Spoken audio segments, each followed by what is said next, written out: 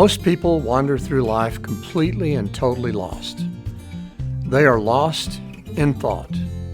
Most of the time, they're not even conscious that there are 40,000 to 70,000 repetitive thoughts a day running through their mind, and most of them are negative. This is not an arbitrary number that I made up. It's scientifically proven. Their thoughts jump from one place to the next almost as fast as lightning, carrying their focus and attention with them, robbing them of experiencing the present moment. They spend their time living in memories of the past or in anxieties and hopes about the future. Meanwhile, they're missing out on the only time that matters, and that is the present moment.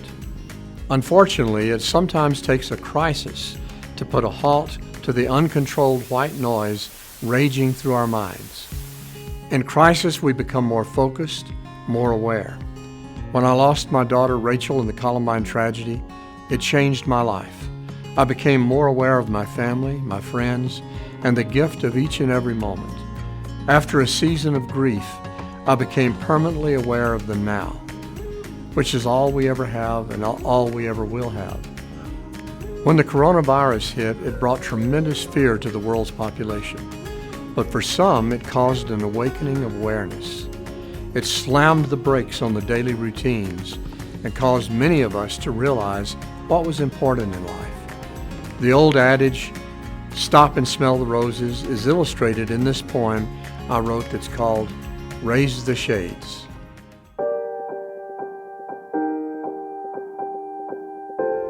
Ten people rode a Greyhound bus across the countryside. They settled in their leather seats, preparing for the ride. The day was bright and cloudless, so before they had begun, the windows all were covered up with shades to block the sun. They traveled by a river full of boulders everywhere.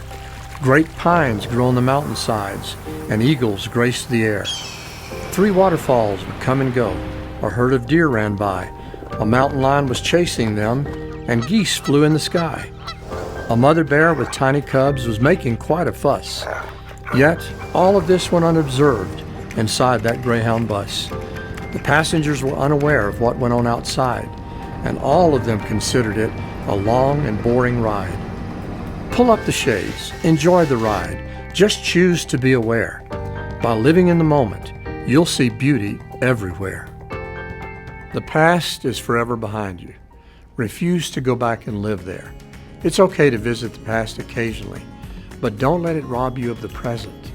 The future doesn't exist yet. It's an illusion of the mind, because when it arrives, it is always now.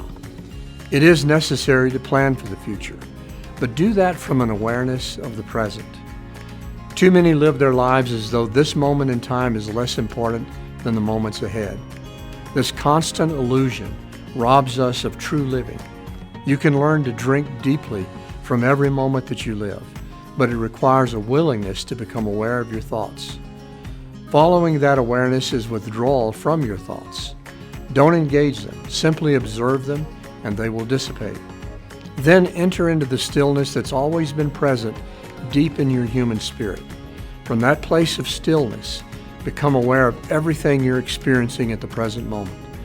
Those who practice these simple steps have learned how to live. As you take your journey on the bus of life, pull up the shades and enjoy the ride.